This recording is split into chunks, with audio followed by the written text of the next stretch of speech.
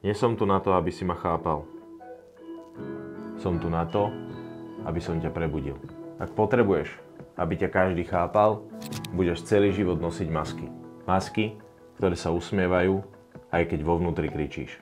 Masky výkonnosti, tvrdosti, nezlomnosti. Masky perfekcionizmu, ktoré nikto nikdy nepochváli, ale ty sa ich aj tak držíš.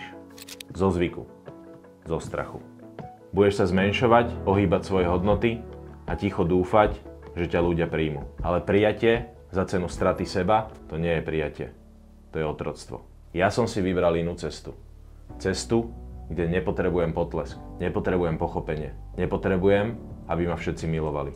Pretože viem, kto som a viem, prečo som tu. V mojom svete existujú len dve skupiny ľudí. Tí, ktorí ma milujú a tí, ktorí ma nenávidia.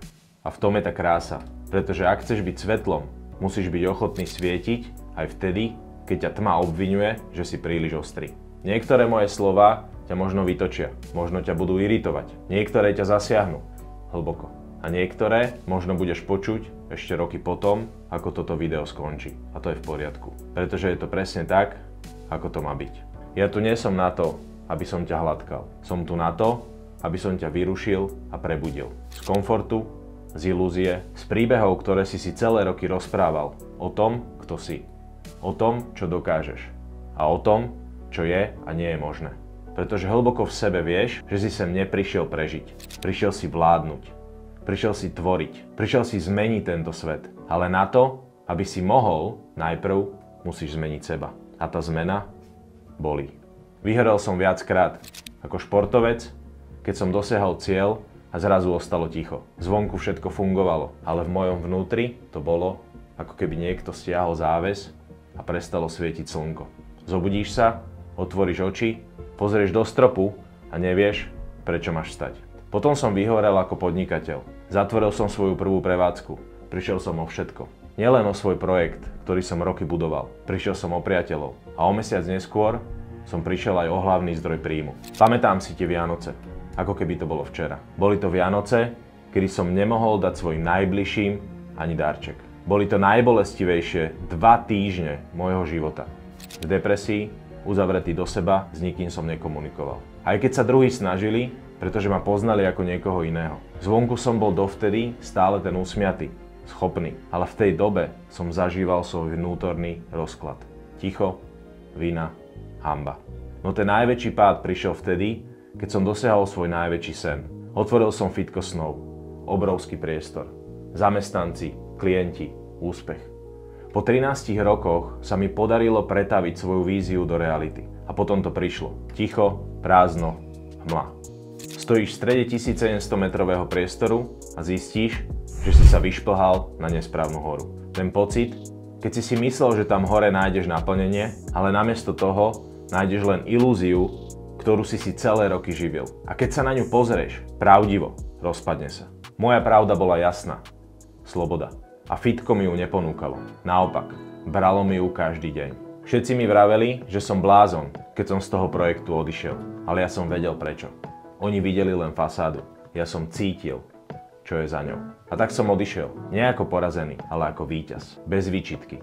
Bez obhajovania. A posunul som sa.